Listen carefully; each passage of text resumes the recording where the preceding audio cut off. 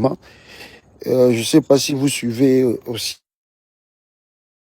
Il y a Ouvira, il y a le chaos maintenant, il y a les chaos, voulu et préparé par Félix Tshisekedi, parce que le temps, je ne sais pas moi, on a dit ça que les jours qui arrivent, on va vivre les scénarios qu'on vit aujourd'hui. Nous avons dénoncé l'attitude de Félix Tshisekedi, sa malhonnêteté, sa façon de vouloir faire les choses. Un État n'est pas conduit comme ça. On ne conduit pas l'État comme ça, avec trop de légèreté, trop de négligence et trop d'incompétence. Félix Tshisekedi croyait que c'était facile de diriger le pays. Le monsieur n'a ni vision, n'a ni un programme pour essayer d'orienter le pays. Les Ouazalendo là que vous voyez et qu'on malmène aujourd'hui, qui a le chaos à Ouvira, plus de 6 jours, une semaine déjà, qui a le chaos à Ouvira, mais qui a causé ce chaos, c'est Félix Tshisekedi lui-même.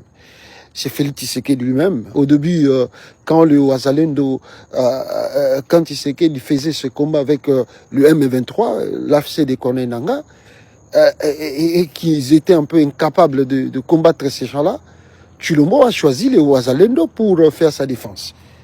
Les Ouazalendo sont sortis pour faire la défense de l'armée congolaise qui était incapable de combattre le M23. D'ailleurs, si la ville de Vira continue de tenir jusqu'à preuve du contraire, c'est à cause de Ouazalendo. Si ce n'était pas les Ouazalendo, je ne pense pas que Uvira serait encore aux mains du gouvernement congolais. Donc c'est les Ouazalendo qui ont fait en sorte que Uvira soit un peu tenu. Donc si ce n'était pas là, je crois que Uvira serait déjà parti. Alors, mais aujourd'hui, on apprend que c'est le même Ouazalendo qu'on combat, qu'on les combat maintenant, qu'on ne veut plus de Ouazalendo. Et maintenant, la ville est paralysée, tout le monde, il n'y a plus des activités, il n'y a rien qui marche à Ouvira. Les gens ont sorti aujourd'hui pour faire la marche, contestant le général que Tshilombo a nommé là-bas, et ça crée le trouble, et ça crée les problèmes. Et alors, il y a des balles partout, on ne sait pas comment les Ouazalendo vont réagir, ils vont répondre, parce que Tshisekedi a déployé l'arsenal militaire pour écraser les Ouazalendo. L'arsenal militaire aujourd'hui à Ouvira.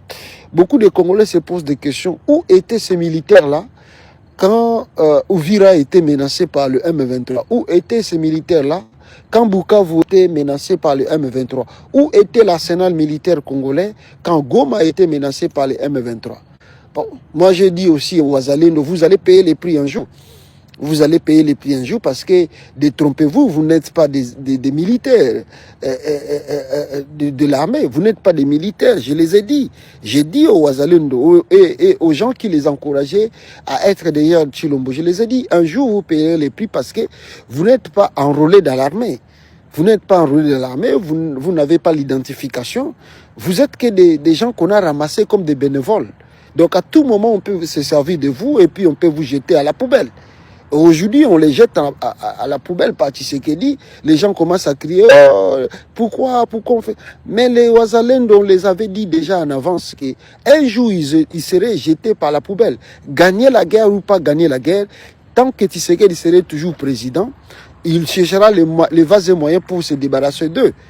Et le seul moyen pour Tshilombo se débarrasser de Ouazalendo, c'est de les écraser. C'est de les écraser. C'est ce qui se passe aujourd'hui à Ouvira. Tout ce que vous voyez là à Ouvira aujourd'hui, c'était prévisible que ça allait arriver. Donc détrompez-vous les gens qui disent oh non, les Ouazalendo, ce sont des patriotes et que Tshilombo a fait ça, a fait ceci. C'était prévisible que ça allait arriver. Malheureusement, nous n'avons pas prêté attention quand on disait aux gens que Tshilombo lui-même aussi va payer les prix parce qu'un jour, il va chercher comment se débarrasser des Ouazalendo et il n'y aura pas de possibilité, les moyens pour se débarrasser d'eux. Voilà comment le porte-parole de l'armée a dit, même si les Ouazalendo nous aident à faire le combat, mais on ne les gère pas. Et on ne les gère pas. Comment dans un pays sérieux, on peut donner aux gens des armes, on les paye de l'argent, on les encourage. L'État même envoie le ministre de la Défense pour encourager ces gens-là. Vous les appelez les patriotes, mais vous dites que vous ne collaborez pas avec ces gens-là. Vous ne les gérez pas. Alors qui gère les Ouazalendo? Je disais ça, qu'un jour, Chilombo va chercher à se débarrasser des Ouazalendo, mais il n'aura pas de possibilités, de moyens, et ça va coûter trop cher aux Ouazalendo, ça va coûter trop cher à la République. Voici le résultat aujourd'hui. La scène que nous vivons là, c'est dire, alors vous allez accuser maintenant qui? Quand vous parlez, il y a 5 morts, il y a 10 morts à Ouvira. Maintenant, vous allez accuser qui? C'est les Nanga que vous allez accuser? C'est Nanga aussi qui est parti bombarder ou tuer les gens à bout portant à Ouvira. Si c'était l'AFC de Nanga, faire ça à Ouvira, tout le monde allait crier ici, même venir aux Nations Unies pour demander une réunion d'urgence parce qu'on a massacré des civils, parce qu'on a tué des civils. Mais maintenant, quand Tshisekedi fait ce truc-là, où est la réunion d'urgence de l'ONU? Vous voyez l'hypocrisie qui existe dans la communauté internationale. Quand Chilombo a envoyé des militaires en tenue, on le voit à Ouvira, tirer à bout portant à balles réelles sur des civils qui marchaient protester contre sa nomination. Où est la solidarité de la communauté internationale pour dire à Chilombo, ce que tu fais là, c'est vraiment antidémocratique et c'est grave comme violation des droits de l'homme. Il n'y a pas de réunion de l'ONU à l'urgence? Où est Thérèse Kayikwamba qui accusait le Rwanda à tout moment? Aussi, c'est le Rwanda qui vient de massacrer encore et qui massacre les gens à Ouvira. C'est aussi le Rwanda, c'est Kagame. C'est les Corneille Nanga. Voilà. Quand on dit à la communauté internationale, le Congo est géré aujourd'hui par un incompétent, un idiot, un homme qui ne s'est pas préparé pour devenir président de la République. Il s'est trouvé là par malchance. Par malchance. Tshisekedi s'est trouvé à la tête du pays. Vous devez aider le Congo à organiser un dialogue d'urgence pour résoudre la crise qui se passe au Congo. Toute la communauté internationale prend ça comme de la blague. Il prend ça comme de jeu. Le Congo est en danger. Hier, là-bas, on a écouté que Yakotumba a déclaré l'indépendance d'Ouvira, État indépendant d'Ouvira et Fizi. Mais tout ça, c'est qui cause ces choses-là? Jusqu'à ce que Yakotumba déclare l'indépendance d'Ouvira. C'est Tshisekedi. Tshisekedi est le malheur du Congo. Nous demandons, nous déplorons à la communauté internationale d'aider le Congo à organiser un dialogue d'urgence. Un dialogue d'urgence. Il y aura encore des déplacés de guerre. Il y aura encore des morts d'hommes. Il faut qu'il y ait un dialogue d'urgence au Congo pour régler la crise politique en RDC. Il y a une crise majeure au Congo. L'État congolais est incapable de gérer sa population, de gérer la sécurité du pays.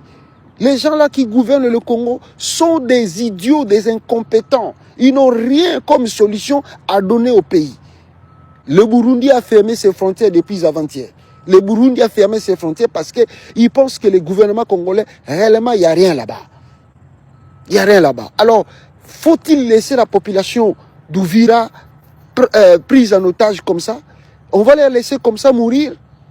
On va laisser Ouvira, la population d'Ouvira ne sont pas des Congolais. Ils vont mourir comme ça, avec l'arsenal militaire que Tshilombo a déployé. Il y aura des affrontements là-bas, parce que les Ouazalendo ne vont pas aussi vouloir se laisser faire. Il y aura des affrontements entre l'armée congolaise et les Ouazalendo. Maintenant, la population, c'est la population. C'est la population qui paye le prix. Ils sont incarcérés dans leur maison plus de 6 jours, une semaine aujourd'hui. Et il n'y a pas d'une solution. Il n'y a pas de réunion de l'ONU. Où est l'ONU? Où est l'ONU? Où est l'Union africaine? Où est la SADC? Où est l'EAC? Pourquoi les gens n'interviennent pas pour stopper les morts d'hommes au Ouvira? C'est grave, c'est grave. Maintenant, la dernière question qu'on doit se poser, est-ce que les Nanga doivent rester encore silencieux, rester encore comme nous alertent ici, qu'ils soi-disant ils ont entouré Ouvira? Ils doivent continuer à observer, à regarder. Est-ce que les Nanga ne peuvent pas intervenir ou ne doivent pas intervenir pour chercher un peu à régler cette situation?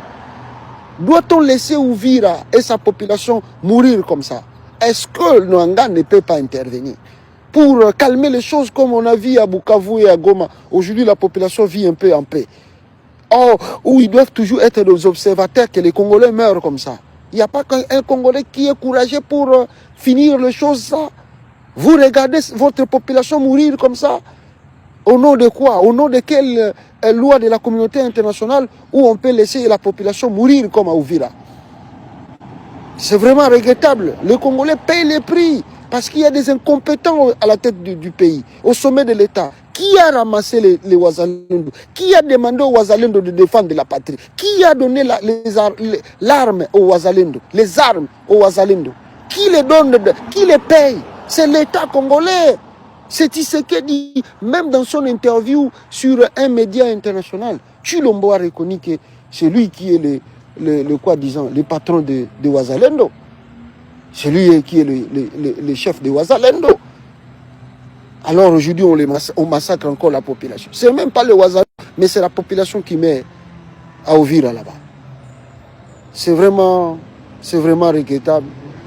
Et je ne sais pas si ça continue comme ça, qu'est-ce qui va se passer dans ce coin. C'est regrettable, mes frères. C'est ce que j'avais à vous dire pour aujourd'hui. Et peut-être on reviendra pour vous donner encore d'autres détails sur la situation d'Ouvira. Merci beaucoup, restez branchés sur cette chaîne.